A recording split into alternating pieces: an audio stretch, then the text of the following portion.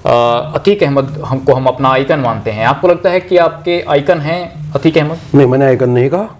मैंने कहा वो माफिया हो सकते हैं बिल्कुल, जिन पर 100 मुकदमे हो, हम उनकी तायद नहीं कर सकते। मैंने उसके बच्चे के ऊपर जरूर मैंने ये बात उठाई है कि उस बच्चे को जिसको मार दिया गया कि उसकी क्या खता थी। जो बच्चा सीसीटीवी में नजर आ रहा है, जो फायरिंग कर रहा है, जिसमें 5 लाख का इनाम है, आप उसको कह रहे हैं वो बच्चा है, वो बेगुनाह है, उससे गलती नहीं है? बिल्कुल आपकी बात सच्ची है, इसमें कोई दो राय नहीं है। अगर वो बच्चा यकीनन उसमें मुलव्विस है तो यकीनन उसको सजा देने का अख्तियार इस देश की अदालत को है। और मेरे सामने जब अतीक का कत्ल हुआ तो तीनों वो हत्यारे पकड़े गए, क्या उनका एनकाउंटर नहीं करना चाहिए था? क्या एक तरफा कार्रवाई होगी? नहीं, आप उस पर सवाल उठा सकते हैं, मैं उसका जिक्र नहीं कर रहा हूं। मैं जिक्र कर रहा हूं उस बेटे का जो लगातार फरार चल रहा था, जिसने गोलियां दागी, डिस्कवर मोटरसाइकिल थी, आप देख सकते हैं उसके हाथ से पिस्टल भी बरामद हुई। आप उसको निर्दोष कैसे कह सकते हैं? नहीं जी, मैं तमाम न्यूज चैनल्स देखे हैं, किसी में ये बताया हो कि एक खरोच आई हो मोटरसाइकिल पर, वो रास्ता जो आगे से बंद है उधर से कैसे पुलिस आ रही थी, ये सब प्री प्लान है। और सब तरीके से माननीय आदरणीय मुख्यमंत्री जी ने जो विधानसभा के अंदर कहा था, ये बात सच है कि उनकी कथनी करने में फर्क नहीं है। उन्होंने कहा था कि सबको मिट्टी में मिला दूंगा, तो उन्होंने वो करने का काम किया। माफियाओं का यकीनन हम माफियाओं की तायद नहीं कर सकते, ये किसी कीमत पर नहीं कर सकते, लेकिन मैं सिर्फ इतना कहना चाहता हूं कि क्या हिंदुस्तान की अदलिया पर हमारा यकीन उठ गया?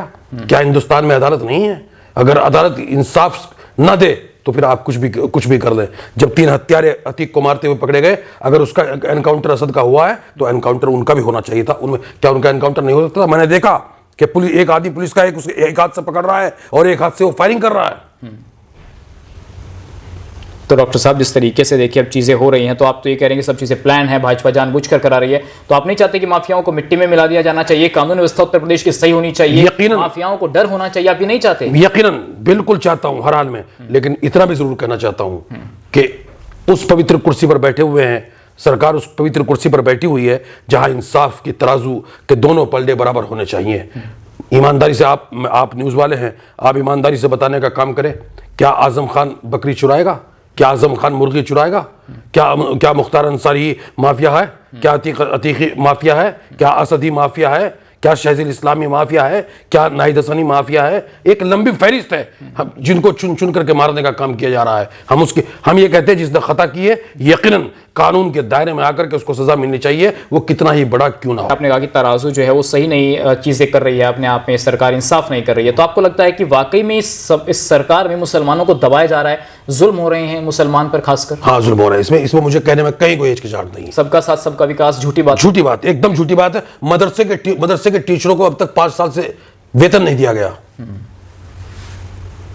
आप देखते हैं किसकी मतलब कौन सा ऐसा मदरसा है जिसकी जांच नहीं हुई?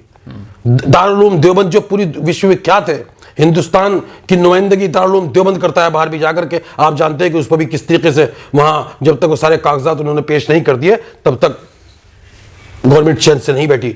ATS सेंटर बना देगा, यकीनन बनाइए। हम कहते हैं अगर कोई आतंकवादी है, इस देश का दुश्मन है, वो इस देश का दुश्मन नहीं, हर नागरिक का दुश्मन है, हिंदू और मुसलमान का दुश्मन है, मोहब्बत और प्यार का दुश्मन है।